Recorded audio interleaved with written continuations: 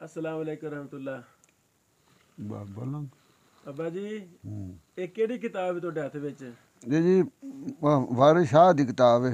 ਹੀਰ ਰਾਂਝਾ। हाँ जी, ਅੱਛਾ, ਕੋਈ ਗੱਲਾਂ ਸੁਣਾਓ ਸਾਨੂੰ, ਸਹੀ ਸਹੀ ਗੱਲਾਂ। लो जी सुन लो फिर। हीर आखिया अखां रांझिया वे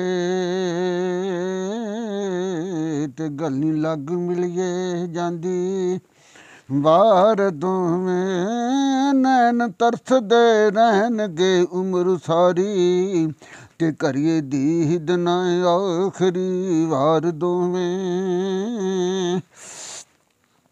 जींदे रवे तो मिलांगे नाल किस्मत ते फिर रब मिले एक बार दोवें मिले हीर रांझा विच डोलड़ी दे जफ्फी खत के बां उलार दोवें हो जिमें नज़ा दे वक़्त जुदाई कर दे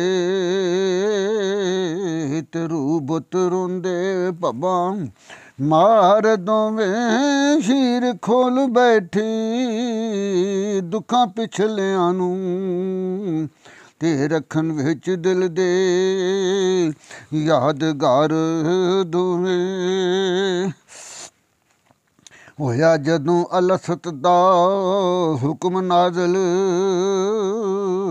ते असी रोज़ मिसाक दे यार दोवें रूहां कालू बला पकारिया सी ते करदे आप विच बहुत प्यार दोवें ते आदम हवा वांगू असीं वख होए ते करके टुरे सां कोल ओ करार दोवें डाडे नाल तकदीर नखेड़ दिता तन असीं रोन लगे ज़ारो ज़ार दोवें दुख दर्द अंदो मुसीबतां नूं